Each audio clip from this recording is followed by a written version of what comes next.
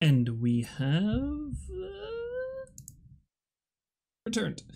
Welcome back to the stream, everybody. That was And My Name's Booster, which is a cover of the titular song from Super Mario RPG by one Search Boogie. Or Search Boogie? I'm not sure how you pronounce that. Anyway. S-E-R-C-H and Boogie. B-O-O-G-I-E over on YouTube. So go check them out. It's, I don't know, I love a good video game cover.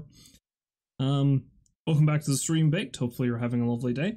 Now, the reason why I particularly looked up a song from Super Mario RPG is because, before I actually get into anything else, I did watch most of the Nintendo Direct from the other day. Yeah, see, the day they had the Direct, that was like, what? The day they had the Direct was Thursday? I think it was Thursday? No, I think it was Wednesday. I can't remember anymore. The reason why I can't remember anymore is because the last couple of weeks at work have been rather hellish. I did not leave work until 11:30 the day of the Direct, like in the evening, after going to work at 7:30 in the morning. So, yeah, it's been a hell of a week. However, thankfully, the busy season is over, so I hopefully won't have to be pulling shifts like that anymore. But that should hopefully also mean time for more streaming. I keep saying that, but of course I can never promise that anymore. Promise that I can keep to a regular schedule. But anyway, so I got home late that night. I wasn't really able to go to bed, like go to sleep immediately, because I just cannot do that when I first get home. So I was like, oh yeah, there was a Nintendo Direct today. Let's look that up. And there were a couple of things there. I was like, oh, this is pretty neat. I mean, like, it's cool that the Arkham trilogy is finally getting ported to the Switch with all the DLC and stuff. That's probably not something I'm going to get, because I owned all the games elsewhere. Not that I haven't bought multiple copies of multiple games all over the place. And they're actually releasing the Metal Gear Solid collection in 2 parts for the Switch. Oh, also Pikmin 1 and 2 HD, which I know you're a big Pikmin fan. That's something I really have to get into at some point. They're doing a remaster of Luigi's Mansion Dark Moon that was originally on the 3DS, which is cool. The thing people are particularly excited about the Metal Gear Solid collection is that when they release Part 2, people are speculating that they might actually include Metal Gear Solid 4, which of all the Metal Gear games, Metal Gear Solid 4 is the only one that's never been released on another system. It's just on the PS3, and it was never released anywhere else. And the PS3 can be notoriously hard to, like, get to work with stuff these days for some reason. Granted, Metal Gear Solid 4 is not really the best game in the series. It's basically an interactive movie more than anything else. But, you know, it's got its highlights. I like it. Oh, you just bought Mario RPG for the SNES the other day? Nice.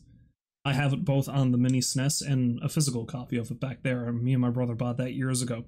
But anyway, that's getting to the thing that really made me excited.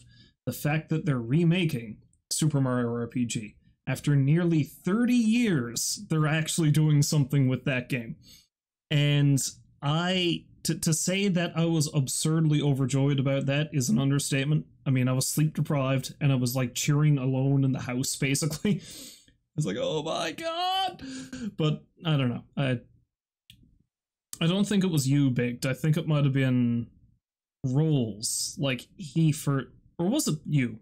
Like, one of you, either you or Rolls, first started watching my streams while I was doing Super Mario RPG there a few years ago. But anyway, it's one of my favorite games for the Super Nintendo, and I'm really happy that they're doing something with it now. And the funny thing... Oh, that was you! It was, yes, because Rolls started watching when I was doing Link's Awakening. Which is interesting, actually, because not long after that, they announced that they were remaking Link's Awakening, and I ended up streaming that. So now you drop by during Super Mario RPG, and they're remaking Super Mario RPG in much the same manner they did Link's Awakening. That's kind of what it reminded me of, actually. Because I believe when I was doing the Link's Awakening remake, I mentioned, as like, you know what? This is basically how I pictured the game to be when I was playing it on the Game Boy all those years ago. And it seems like the way they're remaking Mario RPG, they're doing it in basically the same sort of style in that it's like, you know what, we're not changing it. We're just going to upgrade it, and everything else is just going to be the same. Like, everything that made the game great is going to be there. We're just going to make it basically how your nostalgia viewed it in the past, right? And that's cool. My only wonder is how much are they going to keep in there that Square did. Like, I don't even know who's making this new version of the game. But Square Enix, or Squaresoft as they were back in the day, they made that game. So I don't know how much of Square's influence is still going to be in it. Specifically, there's a bonus boss that I fought while I was streaming the game ages ago that you have to go through a few hoops to get to. That's basically a Final Fantasy boss. Culex, I think his name is. They even actually play the battle music from Final Fantasy IV when you fight the thing. So is that still going to be in the game? I'm curious to see if they do that. And it comes out in November. So a lot of the stuff that was on there, I was like, oh, all this stuff looks really cool. I might get that sometime. Or, you know, it's neat, but I don't really want it. Like the Metal Gear and Arkham collections. But no, as soon as that game comes out, I'm buying it. I need to. I've waited so long. Our boys Gino and Mallow are back. The other funny thing to think about is that it was basically the first time that characters like Bowser and Peach were given anything remotely resembling a personality, at least in a video game. I mean, there were the cartoons and stuff. But like, the general personality that Bowser has nowadays, you could probably trace it back to that game, which I just think is cool. I should not be drinking coffee this late in the day, but here we are. It's alright, I got some booze. I can counteract it with that later. Just fill my system with drugs. It's iced coffee, though, of course, because it's ungodly warm today. Like, the temperature finally broke because it's been real chilly and rainy and shit for a while. And now we're up to close on to 30 degrees Celsius. So, yeah. I don't do well in temperatures like that. But there we are. Anyway, I was going to finally maybe start some Katamari like I promised a while ago. However, I did notice that Steam was doing their Next Fest, and I wasn't going to do any of those demos originally. But then I noticed that there's a few in there that actually look pretty interesting. One of the interesting trends about it that I've noticed, which is insane, is that there's a number of games based off of public domain properties that are being released, believe it or not. I mean, the big one that a lot of people are talking about, that people seem to be excited for, that maybe I'll stream if I get the chance, is Lies of P, which is basically Bloodborne, except it's Pinocchio. You know? So yeah, that's one. But I might dive into that. I don't know. I've got it installed. We'll see what happens. But the other two I found a bit more surprising. One of them is also something I'm kind of excited about, is that they're releasing a new Little Nemo game. Now, Little Nemo was, I think it was like a French comic strip or comic book or something that was released ages ago, and they've had like several movies and even other video games. Like, there's a fairly famous Nintendo, like NES game with starring Little Nemo that's fairly well remembered. But so yeah, there's another Little Nemo game coming out, Little Nemo and the Nightmare Fiends. It looks really cool, so I might try to get into that. But the one I'm going to start with, because I really need to see what this is, it's a Metroidvania-style game called Ebenezer and the Invisible World. It's a Metroidvania game starring Ebenezer Scrooge. It's Metroidvania Christmas Carol, and it actually looks good. I don't know. It legitimately looks good. Okay, before I actually play it, and I have not set up any of these things, so I'm going to be setting it up on the fly. This might end horribly. I think I've got my demo tab I had set up in OBS a while ago, still set to capture any full screen application, but we're probably going to have to really figure around with the audio and stuff.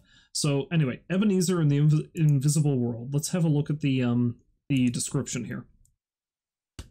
Embark on a story-rich 2D Metroidvania adventure with breathtaking hand-drawn art, playing as miser-turned-hero Ebenezer Scrooge in a reimagined Victorian fantasy based on Charles Dickens' classic novel, A Christmas Carol. Enlist the help of ghosts to save people of London before it's too late. Apparently he's fighting against a wealthy industrialist who's harnessing the power of unrepentant spirits. Okay, so... But, like, I looked at the trailer for it, and it honestly looks like it's really well put together. It's a great-looking game. Now, how it plays, I guess we'll see, but yeah, let's dive into it and see what it is. See what the deal is, because it's wild. Where's the demos tab? There it is. Okay, let's fire this up, see what happens. Ah, there you are. Ebenezer and the Invisible World!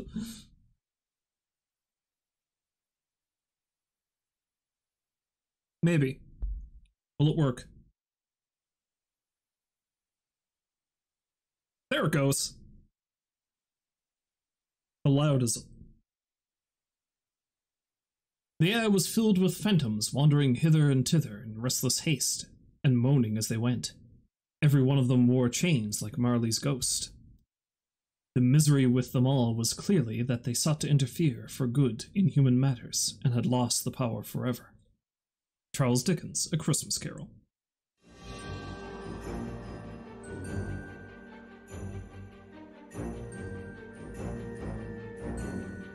Okay, I don't think I need to fiddle with the audio too much here. Honestly, I might need to raise it a little bit.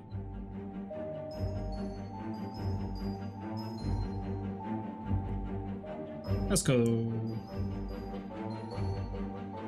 there.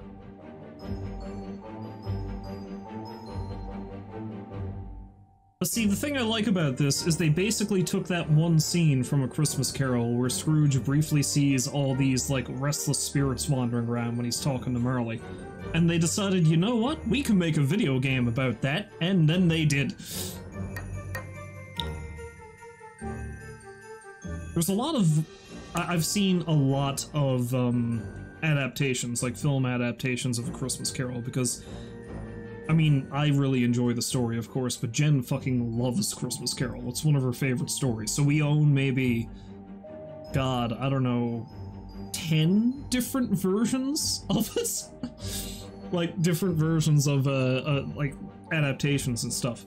The Patrick Stewart one is one of my favorites, and that one actually has a lot of really cool special effects when it comes to, you know, when it comes to the whole spirit thing. Because there's a lot of stuff involving Jacob Marley and the Restless Spirits that some adaptations cut out. They just keep the Marley part and they just remove all the other spirits that are wandering around. But they deliberately show how many ghosts are floating around London in the Patrick Stewart version. And yeah, I don't know. That's just what I'm thinking about now with these ghosts that apparently the game is dealing with.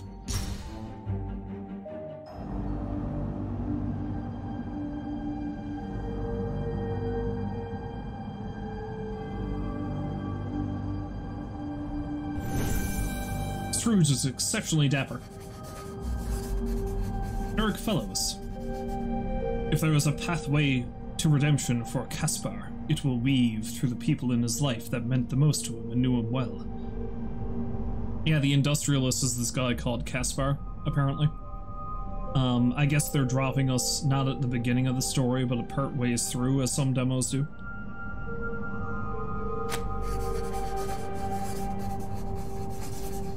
Even if you knew Caspar Malthus once as a good man, that was some time ago. How can you be sure that such a person still exists? I confess I am not well informed on the metamorphosis, you know, like Alucard would say, that transpired within him. It is imperative that we unravel how he became the man he is today. Caspar kept a journal in the London Observatory, secreted away from the prying eyes of his father.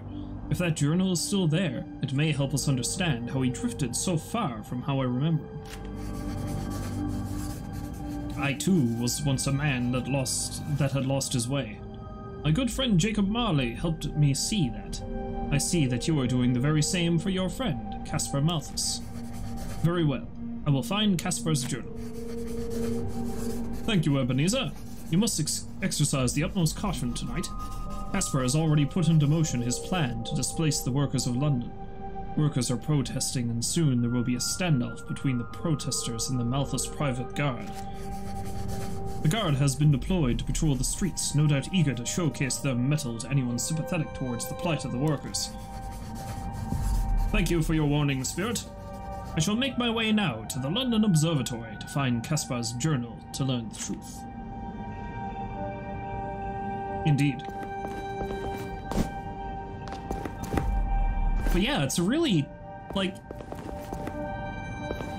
I do really love the art, and the animation is very fluid.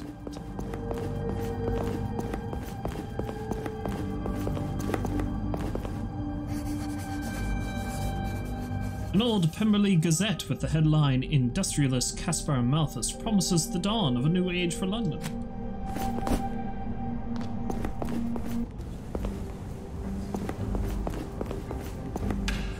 Careful outside, sir! There have been protests recently here in London, and they have become quite dangerous.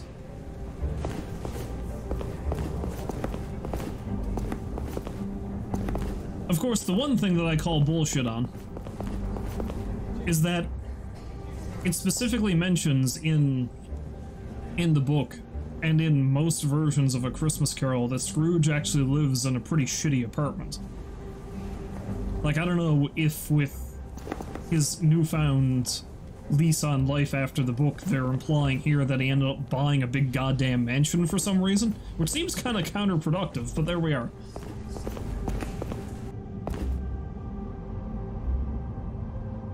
Yeah, this is not the place he lived in.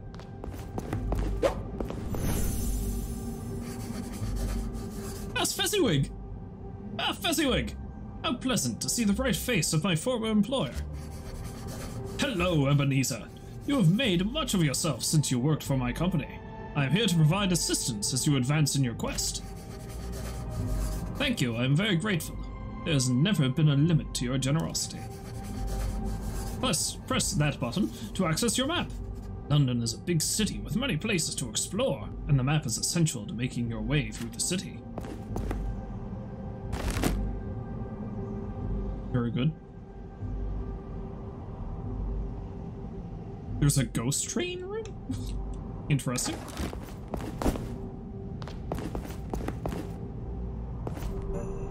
Also, for a former crotchety old man, main quest, Stave 1. Scrooge can jump like 20 feet in the air, it's amazing. Spirit kids. Spirit weapons, Regal Redwood. Regal Redwood is a cane that Ebenezer has kept close since his visit with the three ghosts. With this trusted cane, Ebenezer has mastered the art of technical cane combat, which is an actual thing. He can now wield strong strikes with his feet planted on the ground or high up on the air. Ebenezer also perfected the 3-hit combo. And with flair, he might say.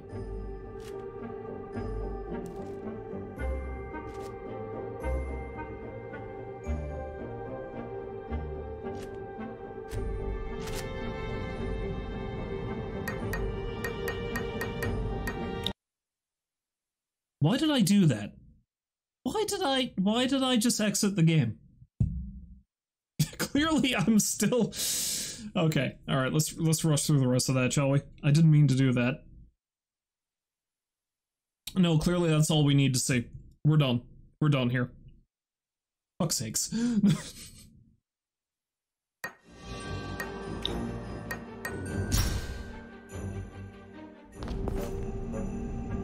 Where the hell am I?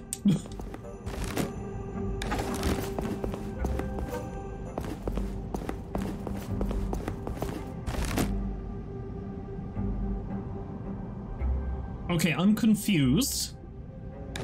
I exit the game and all of a sudden I'm in the middle of London.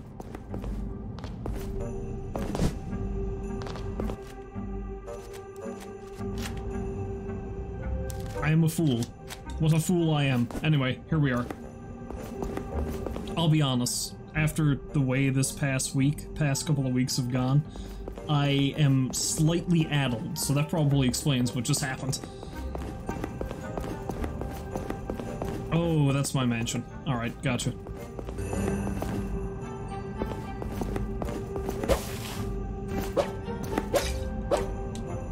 Oh, I can just cause property destruction. Excellent. Ah yes, crazy old man is running around destroying signs and shit. It's Tiny Tim! Hurrah, Ebenezer! It is Christmas time again! Thank you for your kindness this year. You have truly changed. Nice to see you're still alive and kicking, Tim. If you excuse me, I need to go whoop some ass. So many in this city are in want of work, without a penny to their name. How soon will it be before they perish of hunger?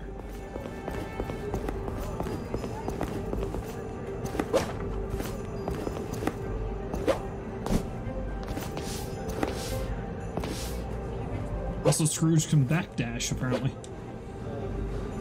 The affluent and bourgeois go about their day in blissful ignorance of the workers' plight, but it shall not be long before Malthus is pressured to quell these protests.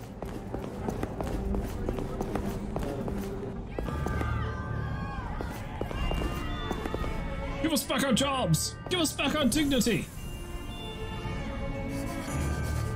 Ebenezer, that protester just ahead is in peril and requires aid. Can you intercede on my behalf?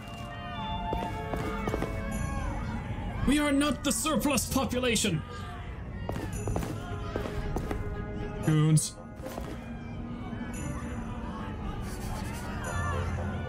Please don't! I surrender! You there! Unhand that man! Though he may have committed transgressions, he has surrendered himself.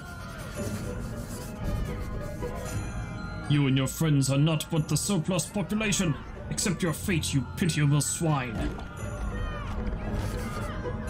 You're next, old codger.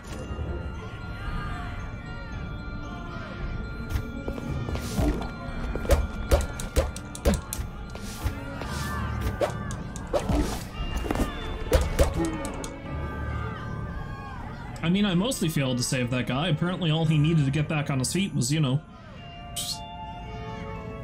see me crush that man. Thank you, kind sir. Let me help you home. No, I will be fine.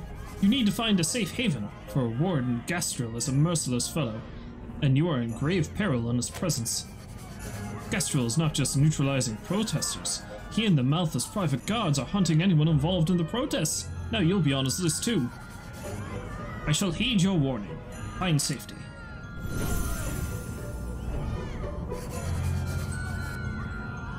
Eric, why were you unable to help that man yourself? 'Cause I'm dead, fool! Merle already taught you this lesson, Ebenezer. I had the wish to aid that man, but my curse in the afterlife is that I cannot.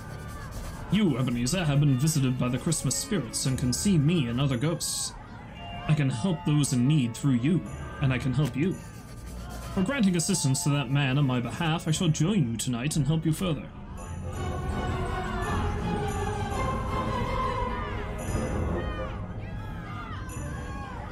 Ebenezer requires spirit. Is that Christmas spirit? Use attack ghost. Regain spirit by hitting enemies with the cane.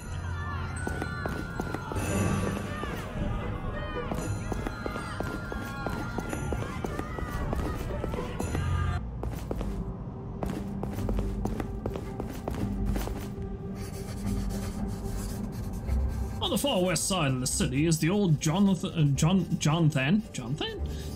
Bedlam Asylum. I've always had a feeling there was something strange going on there, but I can never prove it. It's a dangerous place now in any case. You should stay away for your own safety.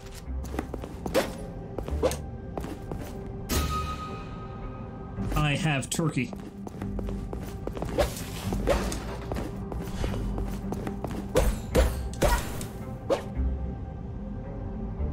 Anyone going to explain to me about that? Lady Adeline. Lady Adeline grew up loving the stage and later became a theatre critic for the local newspaper, the Pemberley Gazette.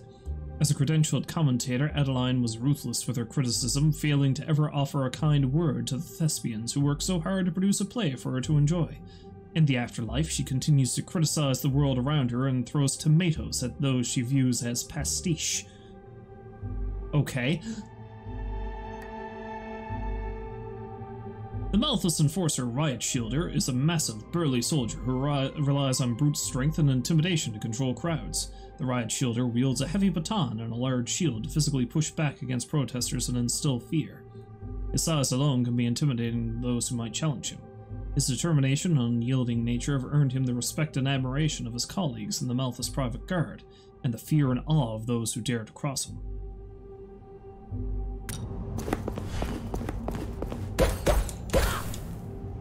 I like how we just fight multiple versions of the same ghosts, but they're ghosts, so that actually kind of makes sense, I suppose. Forgive my intrusion. You do not need to apologize, Fezziwig. You are a great help. If you continue right, you will find a save room. Save room is where you can save progress and replenish your health and spirit. Look for the sign with the feather pen. Every save room has this sign nearby. Thank you, Fezziwig.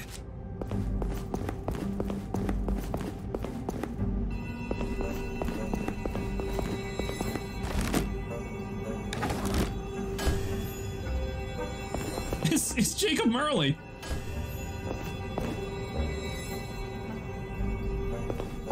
That's amazing. I know I haven't really gotten too far in this yet, but I honestly think I kind of love this game.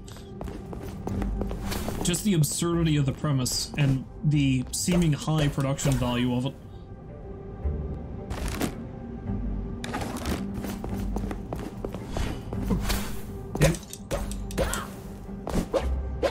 Like, look at how fluidly Ebenezer moves. And that scarf animation. I do very much enjoy this. Next time I come across an enemy, let's see how my ghost power works.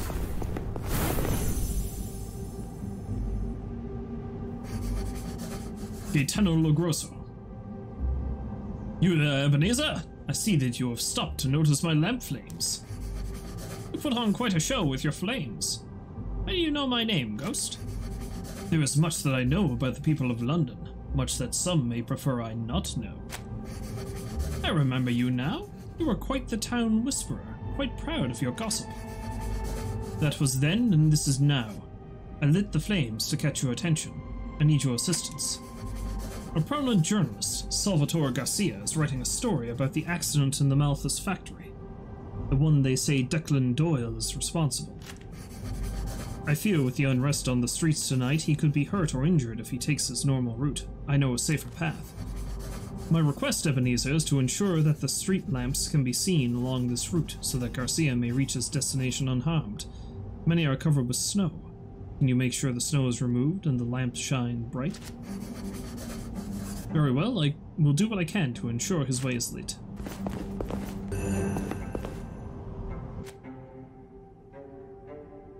Lamplighter's Quest. In life, the Gaetano Logrosso suggested to a reporter that the accident at the Malthus factory was caused by a worker, Declan Doyle, because he fell asleep on the job. This is a rumor Gaetano had heard. The truth is that Declan had in fact fallen asleep, but only because the factory had forced him to work a 24-hour shift without rest. Declan was poor and with a family and had no ability to refuse.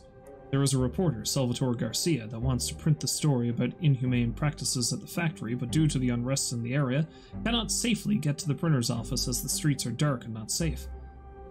Gaetano asks Ebenezer to remove snow from key light posts so that the reporter can safely get to the printer. Interesting. Equip and press Y to use Navy manpower. Eric Fellows was a childhood friend of Caspar Malthus. The two were like brothers. After the death of Caspar's brother, Victor, the boys grew apart. Eric joined the Royal Navy shortly before the Crimean War in opposition to his parents' wishes and was sent to Sebastopol to fight the Russians. He was died. Okay, obviously they need to do a little text editing here, but overall still not bad. In an artillery accident during the siege of the city. He was died. Eric knows that Ebenezer was visited by the Christmas spirits and can see and communicate with spirits. He visited Ebenezer in the hope that he can help Caspar and remind him of his nature. Adds critical hit chance, 25%.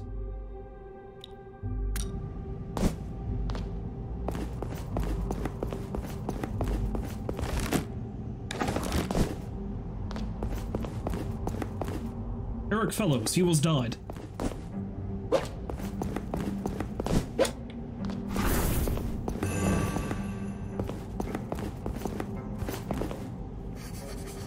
Marianne.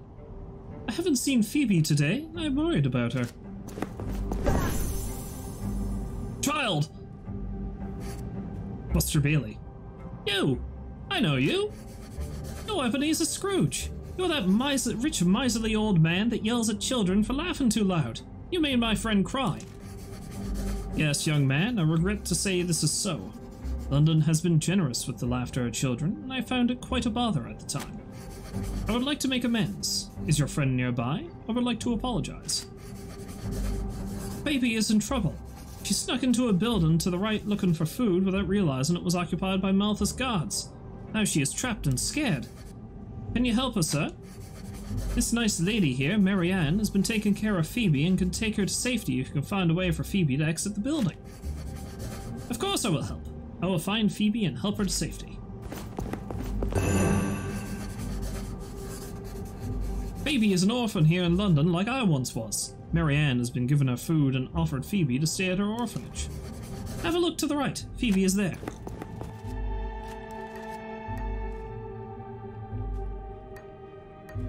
Bounce Kicks quest. Phoebe's parents died in the accident at the Malthus factory. Man, that factory. Leaving Phoebe on her own. Buster was an orphan mudlark who knew the streets of London better than anyone. Buster helped Phoebe, who was about his same age, and they became best friends until Buster died due to malnutrition. Dark. Phoebe has been sad and misses her friend Buster since, but Buster, a good soul, watches over Phoebe. He found a widowed woman, Marianne, who was eager to adopt a child, and asked Ebenezer to help Phoebe and bring Phoebe and Marianne together.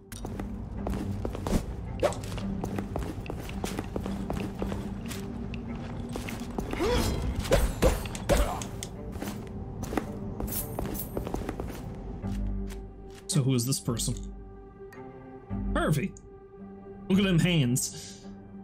Harvey was a postman who resented the good fortune of others, and was always jealous when others had something good in their lives. Kind words of love and joy often arrived in an envelope, and he would hide the letter so it never reached the recipient.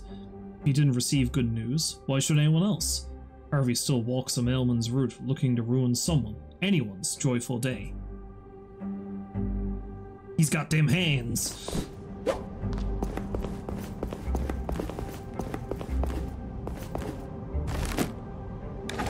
Now, when he said it was a building to the right...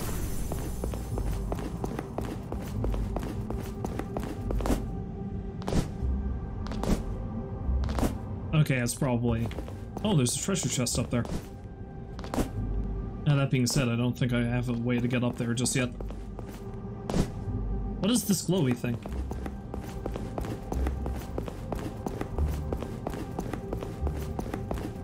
What's all this glowing business?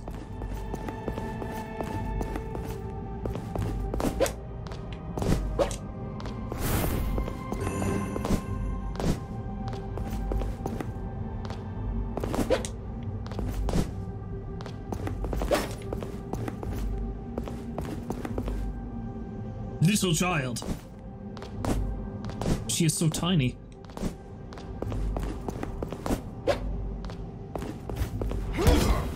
Haha, screw you.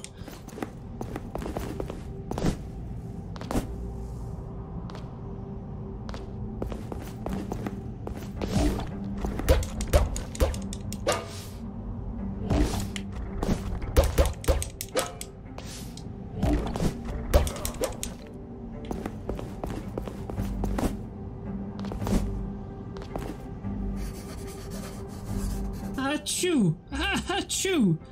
Oh no, I hope the Malthus guards don't hear me sneeze. Was your name Phoebe? Did you know a boy named Buster?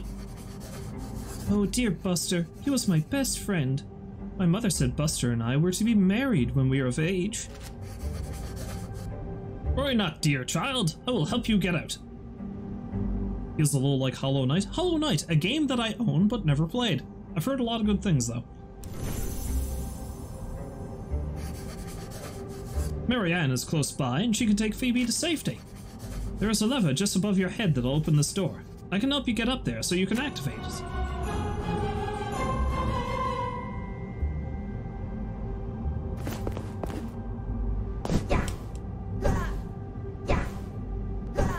Now I can double jump.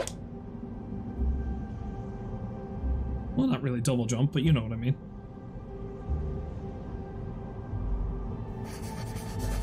Phoebe, are you okay? This house is dangerous. I must get you to safety. Yes, I am okay. I'm so happy to see you, Marianne. Please, let's leave. I'm so scared. Run!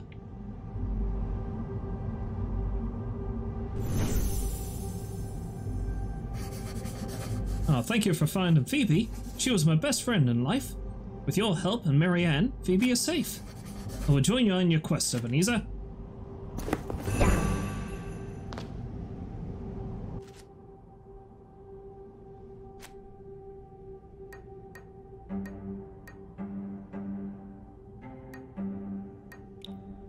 We appear to have a lot of story here for Buster. Buster Bailey, for as long as she could remember. Buster Baby, for as long as she could remember, had always been called a street urchin by the people of London. Wait. Okay, so they're using female pronouns to begin with, but then they go with he for the rest of it. Alright. I feel like that might be a typo there somewhere, but we'll see. On rare occasions, he would be called a mudlark or even a gutter snipe. It didn't bother him much, though. He enjoyed the streets of London, even if the people sometimes didn't understand him. Every morning, he was given a helping of bread by the local baker if he swept the streets outside his shop. Most days, Buster would often then go play blind man's bluff with his mates near the river, and would often end his day by watching the sunset on the rooftop of the orphanage where he slept at night. All the kids at the orphanage knew Buster Bailey had a big heart. When new children arrived at the orphanage, he always made them feel at home. He had an extra special connection with Phoebe, another orphan child. He always made sure she was safe and healthy. After his sad and much too soon transition to the afterlife, Buster remained in the mortal world. Unlike most other spirits, however, he is not weighed down by chains. He stays for no other purpose than to watch over the other orphans, especially Phoebe, so that they may feel some sense that they are not alone in this world. Okay, so this guy basically died and became a guardian spirit, which is interesting.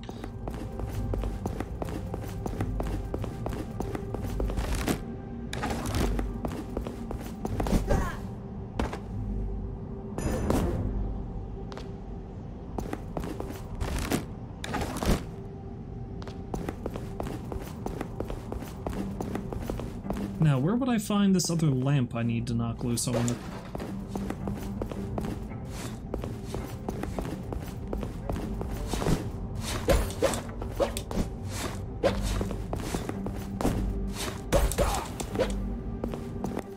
Okay, so who's that? Dmitry Sokolov! Wait, the guy from Metal Gear Solid 3? No, his name wasn't Dmitry, was it? Dmitry Sokolov is a skater who gracefully twirls and spins around the room. He was madly in love with his partner, Natalia, who did not share romantic feelings for him. Dmitry practiced obsessively, believing that if he were the greatest skater in the world, she would love him. He abandoned his family, his friends, his responsibilities, even his own well-being to pursue this unrequited love.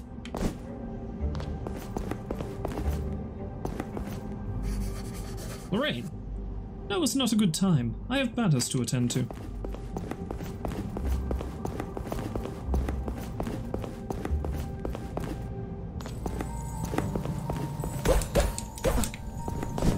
Shit.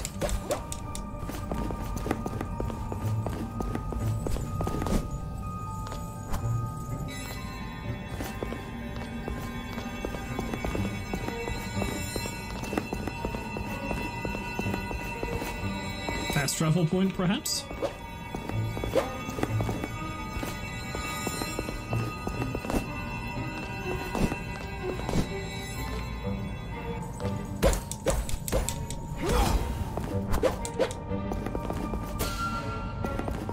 Mugwort.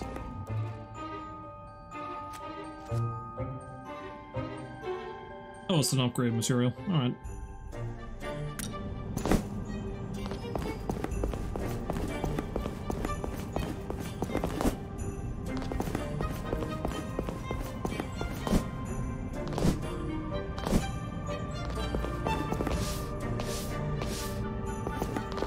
Okay, I can't, like, use speedrunning strats by backdashing like in some of the Castlevania games.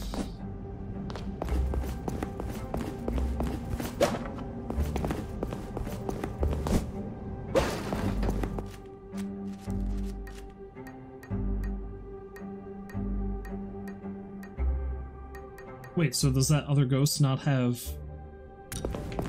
a journal entry? Alright.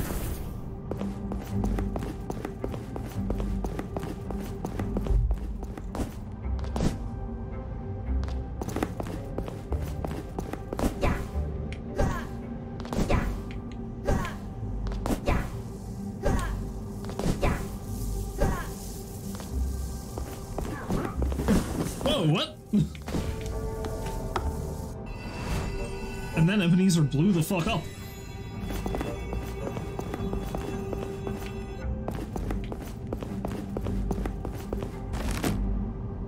Yes, a little known ending of Christmas Carol. Ebenezer gets exploderated by a guy wearing a plague doctor mask.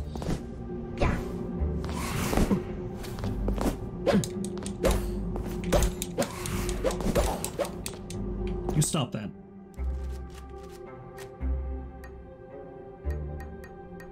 Ignatius Cogswell.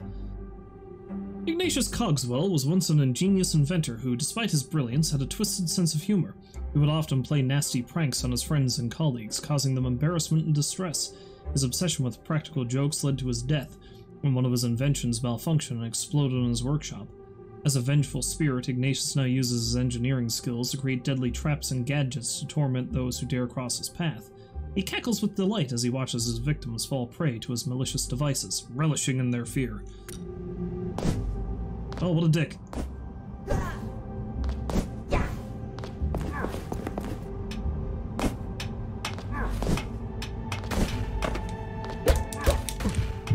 God damn it.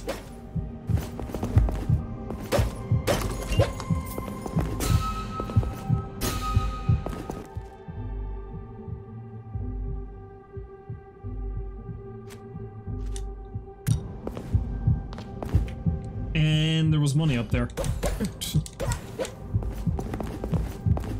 Oh well, screw it. The money's probably not useful for anything at the moment anyway. Let's head back to the save room. Help me, Jacob!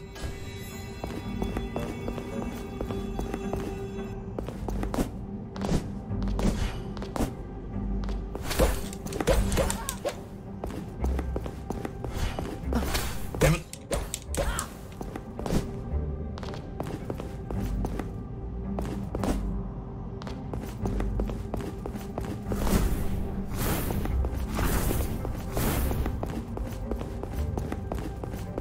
Yes, I'm trying to help you out, buddy. I just don't know where the last lantern is, that's all.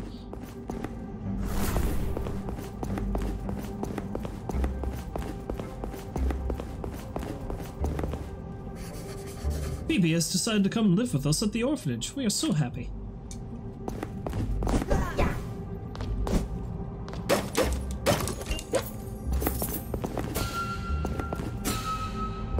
Sand!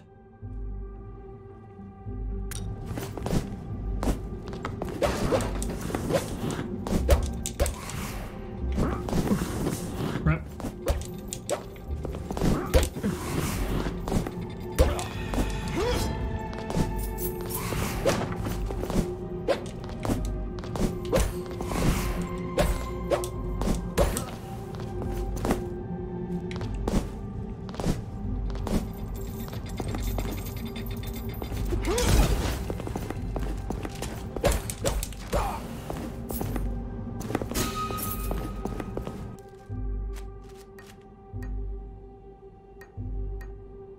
First Grenadier Regiment. The Malthus Private Guard utilizes grenade units to disorient groups of protesters and strikers. Once the group starts to panic and runs for cover, the Grenadiers will stay back while the rest of the Malthus Guard rushes in to push back the crowd and make an example out of the stragglers. While their grenades are powerful, their heavy backpacks make them slow and unwieldy opponents one-on-one.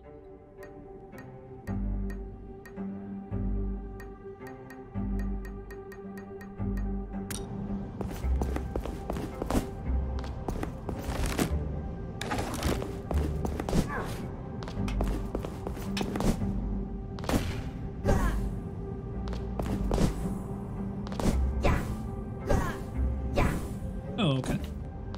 There was a trick to it.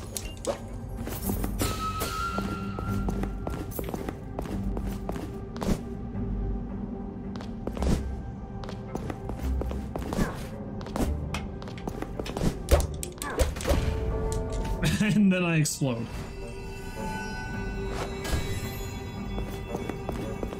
These grenade fellows are truly the bane of my existence. Really, I should be using my ability for that. Mr. Fellows. Ow.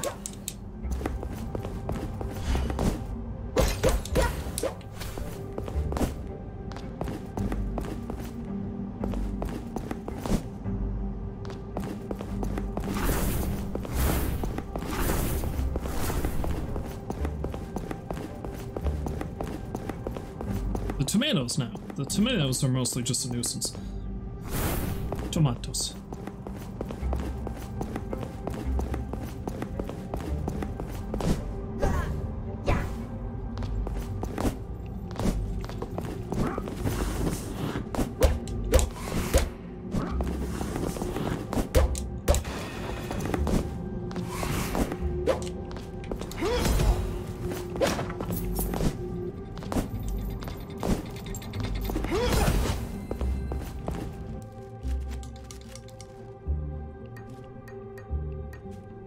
Alpha's Pathogen Patrol.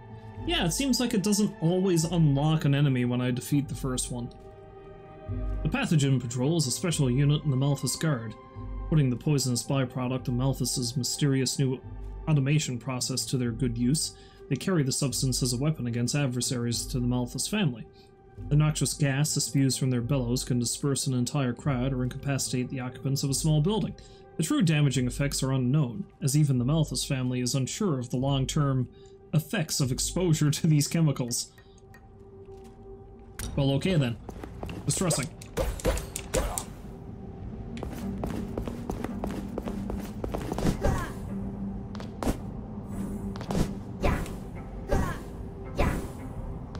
Alright, so the chest is still perfect. The chest is still perfect, you heard me. Ah, screw you, bud.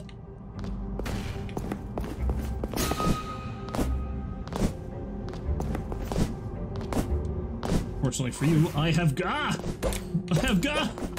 ghost powers is what I was going to say.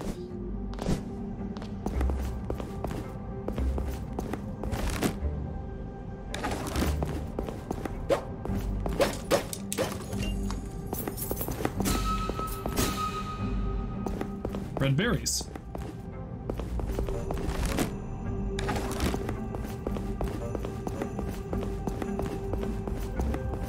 London is laid out very strangely. What is this thing? Jasper! Welcome to Jasper's Wandering Bazaar and Food Court. I am Jasper. I offer an emporium of curiosities.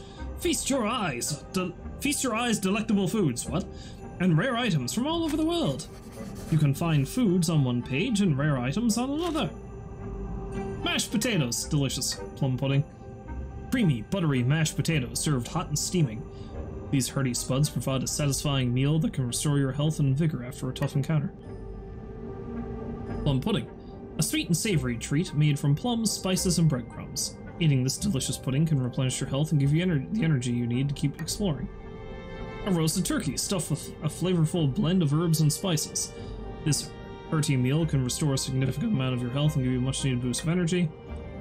A handful of juicy ripe berries bursting with flavor. Eating these berries can restore a small amount of your health and help you push through the next challenge.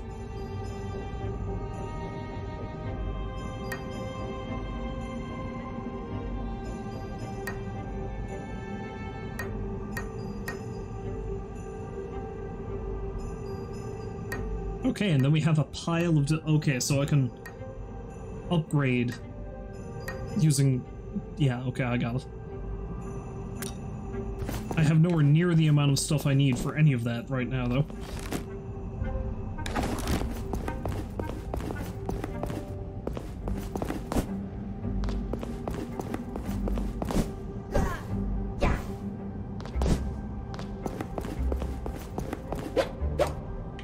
Oh no. You're not evil.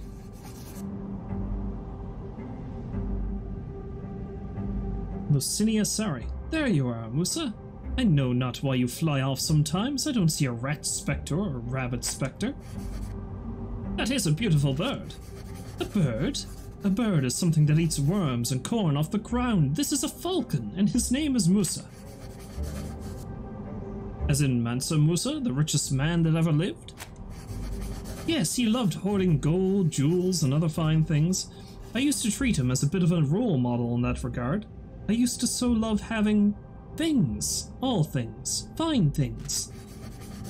I used to feel the same way, although looking back I received little joy from just things. Unfortunately, when it becomes the sole reason for existence, it leaves little room for much else. It's no wonder I ended up burdened by these chains. I can't do anything with those things now. Indeed, our opportunity to help others with our things is in life. I must do what I can. There are those out there with so few things. Perhaps I can make some of my things their things? What would that be called? Charity? Giving? Generosity? My things have been sold at auction, taken by princes and princesses around the world. Only my once favorite dress remains here in London, sold at a bargain to a wandering merchant. It is the most beautiful dress in London. I saw a poor girl wandering about, peering into dress shops on the east side of the city. She was admiring lovely dresses, but she had not a penny to purchase one. Can you purchase my beautiful dress from the wandering merchant? His name is Jasper. And then give it to this poor girl who would cherish it so much? A gracious gesture indeed. I shall purchase the beautiful dress from Jasper, the wandering merchant, so that poor girl can have it.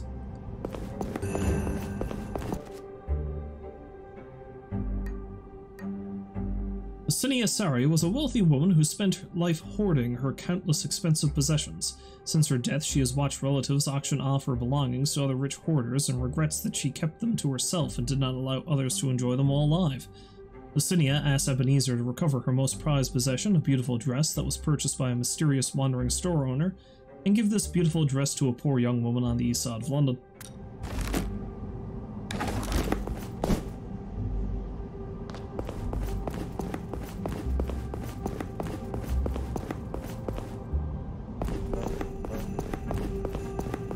I'm surprised this guy's not actually marked on the map.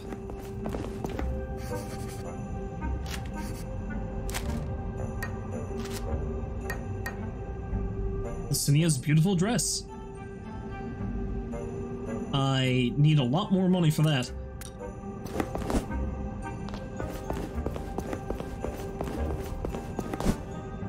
What the hell is pulling his cart anyway? It's like some kind of giant pig dog thing.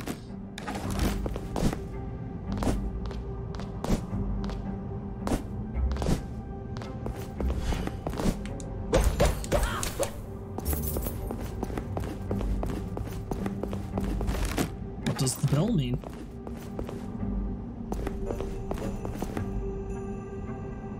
Sorry, you need to find another station before entering this train. Okay, this must be the fast travel thing. I don't know what the mirrors are then.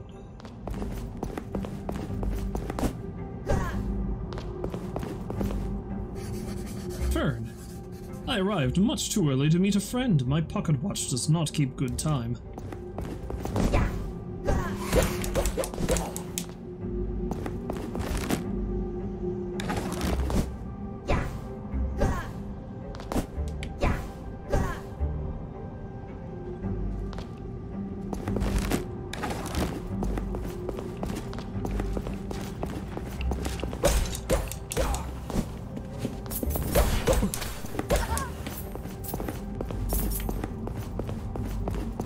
I was saying earlier I didn't much care if I picked up any money, because I'm like, what am I going to use the money for anyway?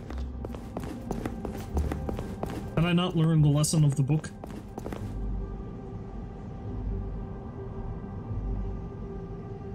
Hello V, welcome back to the stream. Hopefully you're having a lovely day. Yes, I did murder that person, kind of. That person is actually a ghost, so I re-murdered them. I don't know if Baked is still here. If not, I'll give you the shout out myself. Double murder! Well, at this point, it's like quintuple or sextuple murder, I guess, because I've killed that particular person. Oh, there we go. Baked did it. He's good. He's good. Good job, Baked. But yeah, I've killed that particular person several times over at this point. Now, you were playing Kingdom Come Deliverance. I've always been kind of interested in playing that game, but I mean, I already have so many RPGs that I've been spending, like, an excessive amount of time with. I mean, hell, I started playing New Vegas again not long ago. Ow. Mailman, please. You and your cats agree that you're the second best streamer in the house. But you're so good at it, though. You just keep plucking away, and you'll be the top. Is one of the other streamers the cat? Or one of the cats, I should say. Because I gotta say, it's hard to compete. It's hard to compete with a cat. Hello, Rolls. Welcome back to the stream. Hopefully you're having a lovely day. Ah! Dude!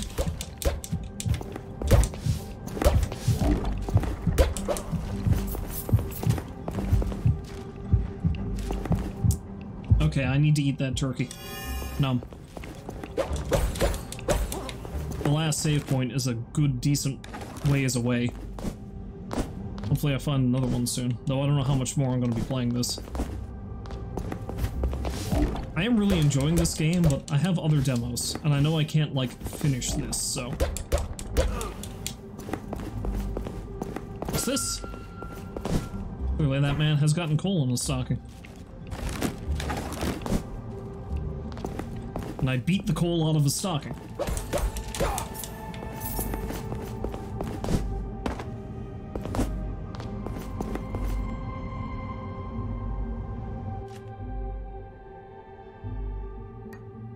I need to readjust some windows over here. Okay, there we go. Back to the dapper looking Ebenezer Scrooge. Who the hell are you? Excuse me, sir, do you know the time? You have a giant clock on your back. Yes, I suppose I do. Let me just find my pocket watch.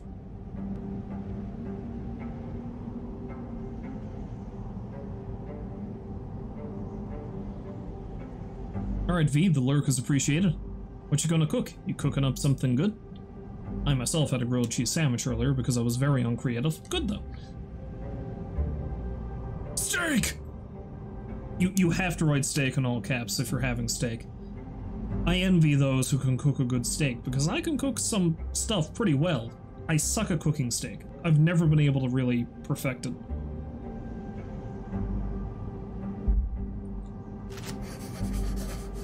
Oh, I know that model. A very good and trustworthy instrument.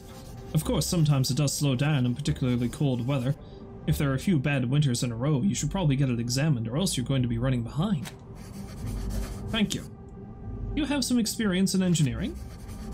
I was a watchmaker by trade and life, one of the best in the industry, although you probably haven't heard of me. I never was one for fame. Or talking to people. Or leaving my house. Ever. I see. For someone who seems to have done so little, how did you end up chained to the mortal world? Well, that's just it, isn't it? I never did anything for anyone else. I cut myself off from the good and the bad parts of humanity. Even when I was given the opportunity to bring a little happiness into the world, I chose not to participate. Yes, I was once also a bit of a hermit. I had the good fortune of having been visited by the three spirits.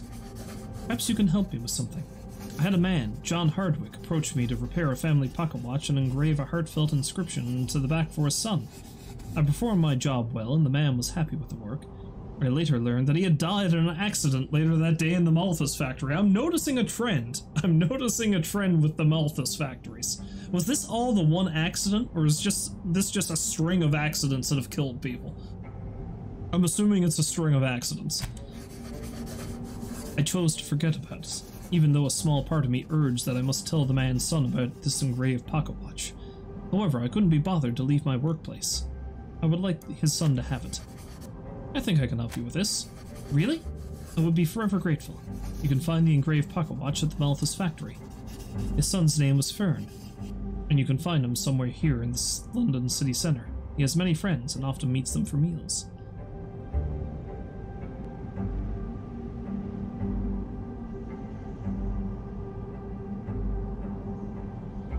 Had a dinner at a well-known upscale steakhouse chain a couple of months ago. Hate to say it, but for 130 US dollars, the steak wasn't that good.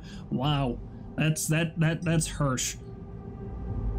If that's how much it costs and it wasn't that great, then I think you may have been robbed, my friend. There's a few places around town that do pretty good steaks. The last really good steak I got at a restaurant was at a spot called The Merchant downtown here. Although that was like 6 years ago now, so I really need to order a steak somewhere else at some point. But steaks are so expensive these days. Granted, the steak I had at that place wasn't 130 bucks, but it was still pretty pricey.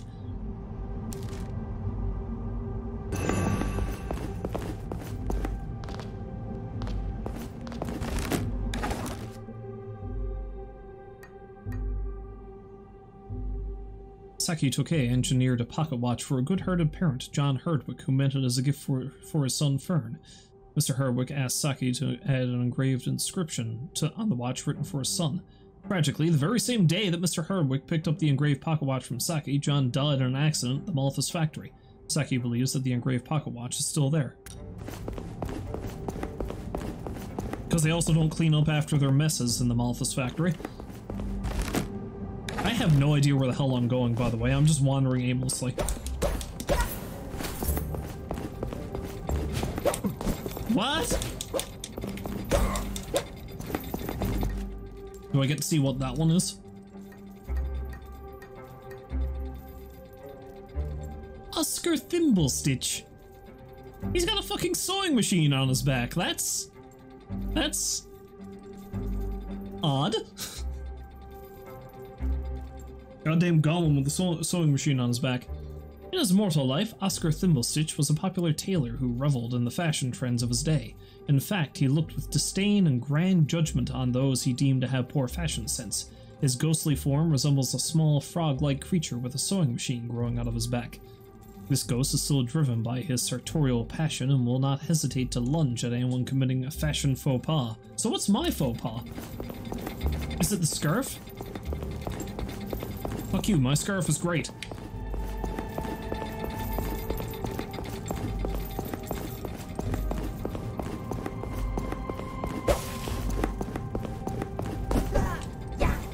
It's my headcanon that Mrs. Cratchit sewed that for him, or knitted that for him, I should say.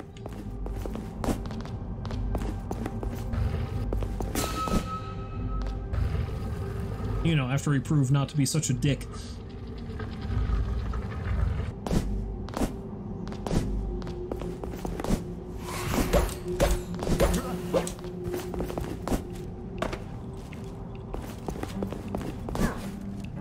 Oh god, grenades.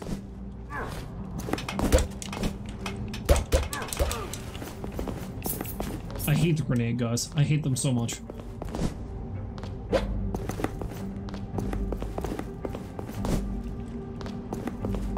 Okay, clearly I need a certain ability to be able to get through there, I'm sure.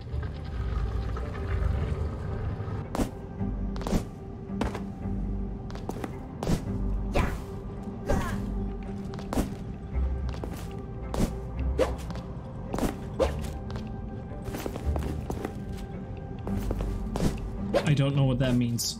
I probably need a certain ability for that as well.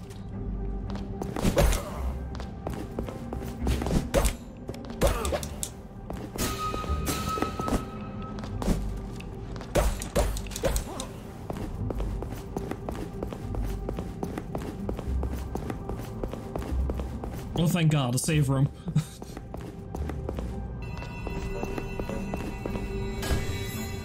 Anyway, I don't know how much more of this I'm going to play. I might do a little bit more.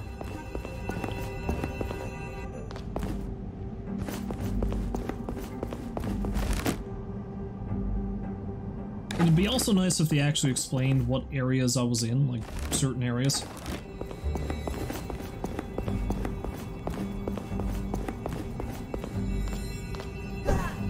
You know, like how, I still don't know what I'm supposed to do with these mirrors. Like how certain areas of Dracula's castle would be labeled in in that game, in Castlevania.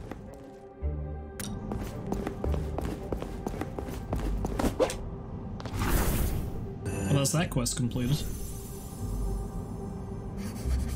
Thank you, Ebenezer. It is good to know that Mr. Garcia will have a chance to tell Declan Doyle's story. I intend to help others this evening. I can use the help if you would like to join me. Ah, yes. I think I would. Let's light up the night.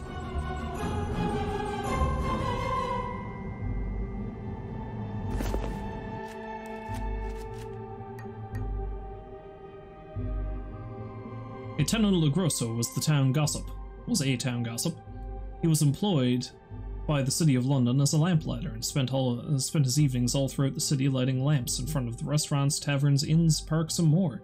He found himself a front-row observer of many secret rendezvous, political meetings, and embarrassing moments on this route. What he saw he did not keep to himself, but whispered it to anyone willing to listen. In the afterlife, Gaetano saw that his gossiping hurt many innocent people. He always hears the idle chatter of the living people around him, and can now see how the improper exchange of rumors and hearsay will eventually come back to harm them, but cannot intervene to stop it from happening.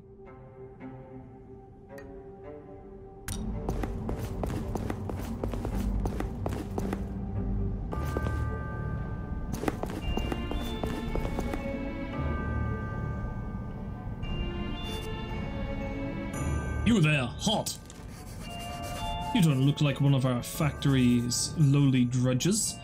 Are you indeed the man responsible for disrupting the activities of my men? You must be Warren Gastrel. Command your goons to stand down at once. This is no way to treat people. People? Hardly. Soon it shall no longer be incumbent upon us to attend to the squalor of London in order to advance the grinding wheel of progress on behalf of the rest of society. You seem like a man of respectable means. I will give you one last chance to surrender and remain unharmed. Bah! Humbug! He had to say it.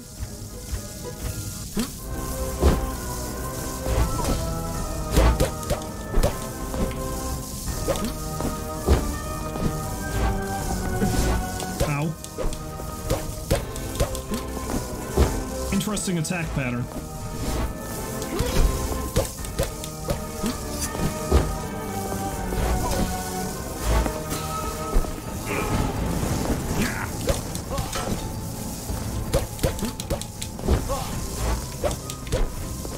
He just discards and then summons his cloak.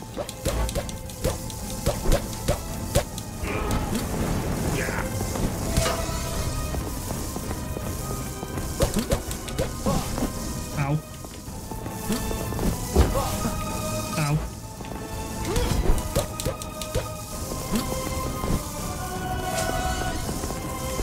And what is this he's doing?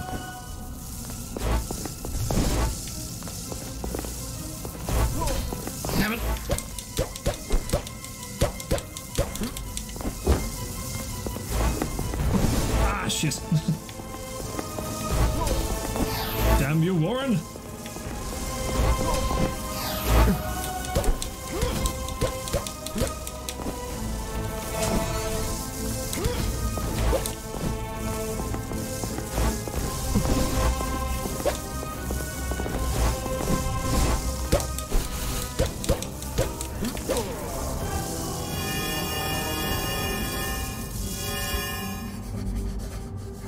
Tis a pity that a man of your station sympathizes with these peasants. Caspar Malthus has conceived of a magnificent scheme for a new London, and I shall assist him in realizing it. Until we meet again, Ebenezer.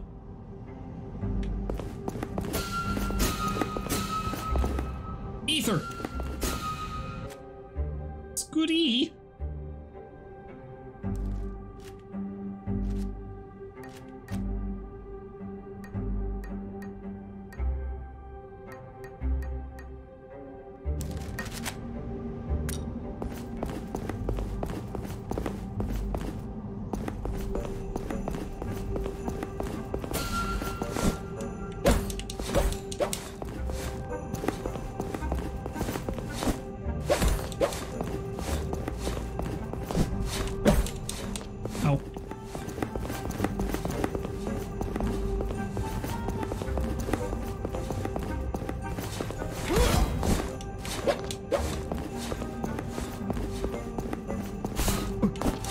it!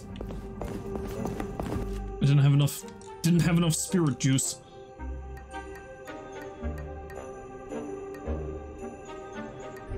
Oh, it's the one from the other story. Natalia Sokolova glides along the frozen lake with ease, elegantly skating to and fro. In life, she was a renowned skater who won numerous championships with her graceful and flawless performances on ice. Despite overwhelming talent, she was obsessed with winning and terrified of losing. So much so that she would have her competitors injured prior to events, I presume, so they could not compete. She continues to haunt the lakes, demonstrating her perfect form.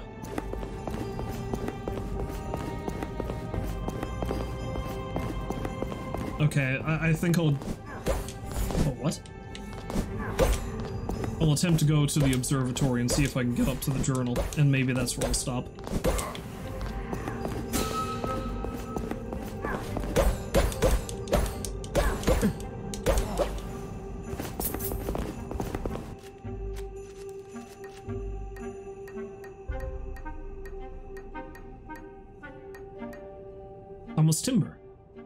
Thomas Timber was a master carpenter who prided himself on his ability to turn the finest wood into exquisite furniture and decorative items. However, he had a short temper and would often lash out at his apprentices when they made mistakes. Many of his apprentices disappeared, and their whereabouts have not been discovered. In the afterlife, his spirit is forever burdened to carry the log on his back, weighed by all the secrets he kept. Thomas Timber throws logs at anyone who comes near him as a twisted form of self-defense. The Magnificent Headsman. That is fucking terrifying. Why does he have so many hands? The question I should be asking is why he has so little body, but, you know, that's neither here nor there. The Magnificent Headsman takes the form of a floating head crowned with a top hat, with 4 ghostly hands interlocked by chains hovering above. Its terrifying visage is the result of its twisted mind and penchant for manipulating others. In life, the spirit was a wealthy and influential businessman who made his fortune through ruthless and unethical means. He would use his power to exploit and manipulate his employees and competitors, causing untold suffering in the process. In death, he now launches himself at unsuspecting victims with a ferocity fueled by his own malevolence, leaving his victims scrambling to avoid his wrath. Oh, you saw a news crew reporting from our area this week?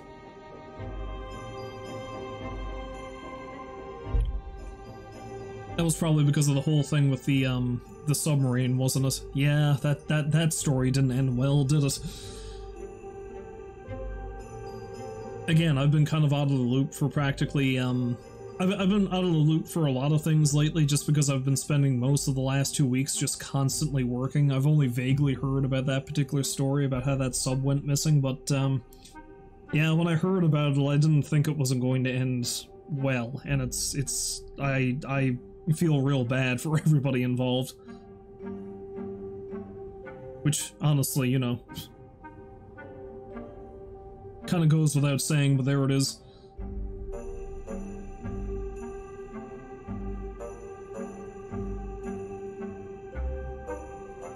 I often forget how close the Titanic wreck is to Newfoundland, because it was really not too far from here that happened.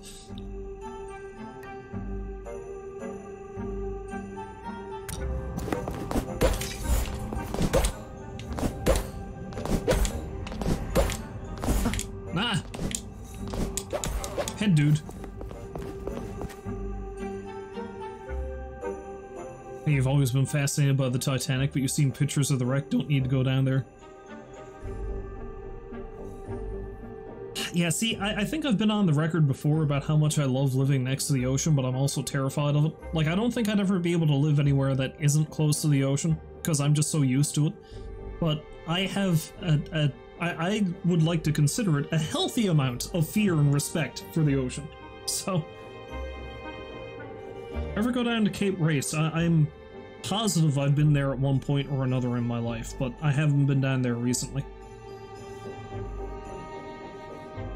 There's a lot of spots around Newfoundland that I haven't been to in a good long time, and there's certain parts I've never been to. One of these days I'd like to actually, you know, take a couple of weeks and just explore the island. It's like my mother is originally from a small island on the southern coast of Newfoundland called Ramia. I believe there's still people. Yeah, I know, the town is still, like, occupied. But I'd like to go down there one of these days.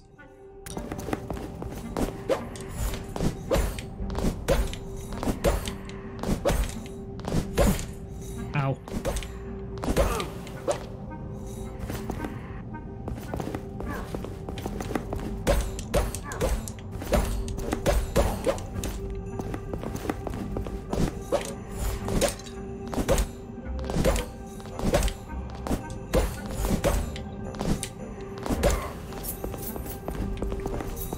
Yeah, see, that's the thing about nature, isn't it? It's like, we think we've mastered it, but then it just, you know, every now and then, it's like, you know...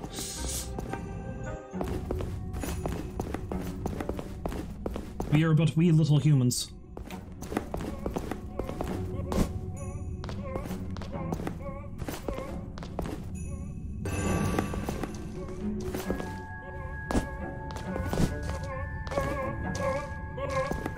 What's happening in here? What are these things?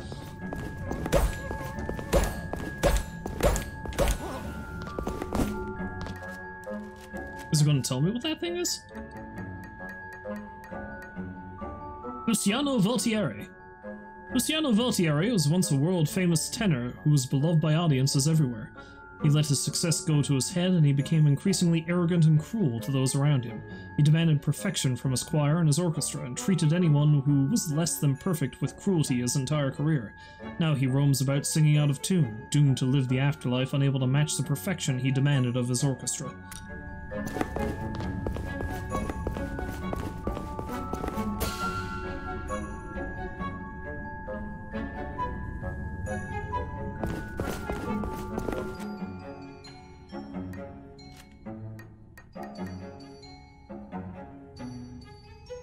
Goto was a skilled martial artist who focused on training her speed. She trained for years to achieve perfect efficiency in motion to produce the fastest movements. Her focus turned to obsession and eventually caused her to isolate herself from her family and people altogether. The ghost of Christmas visited Emmy and showed her that while excellence is an admirable goal, the loved ones in her life were struggling in her absence. Emmy thereafter balanced her passion for training with supporting her loved ones. So wait, are all the heirlooms I'm going to find... did they previously belong to people who were also visited by the ghosts? Because if so, that's actually kind of neat.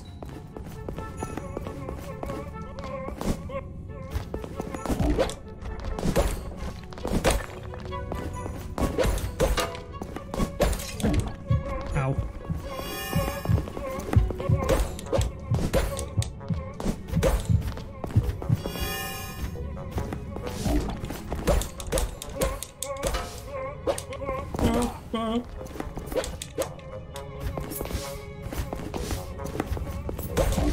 Ow. Actually, no, I managed to stop him.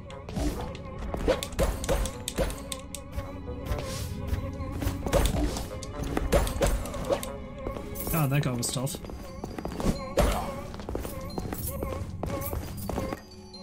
So who is this? Grumash Boulder Fist. Motherfucker, a Warcraft character or what?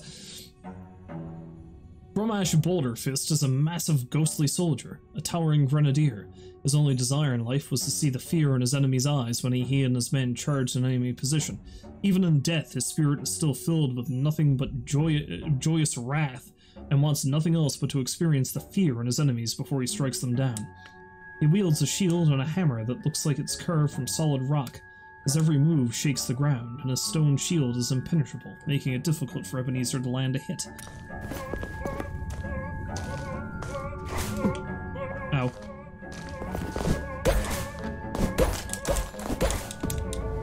Dead!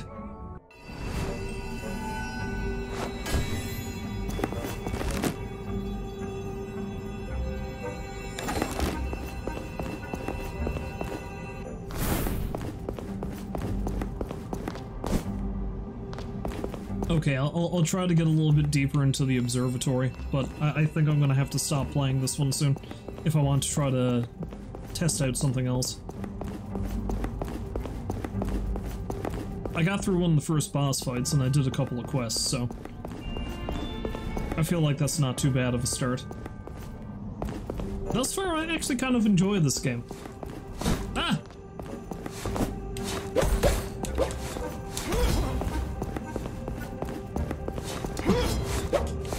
No, that was a waste.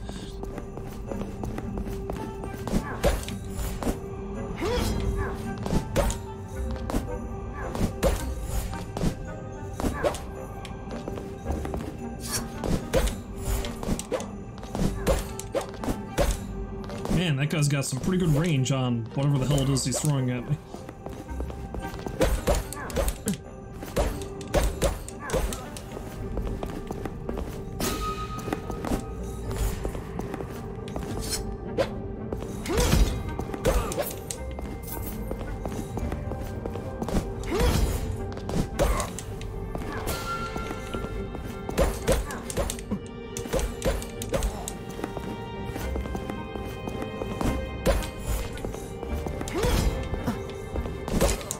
God, I might die before I even get in there.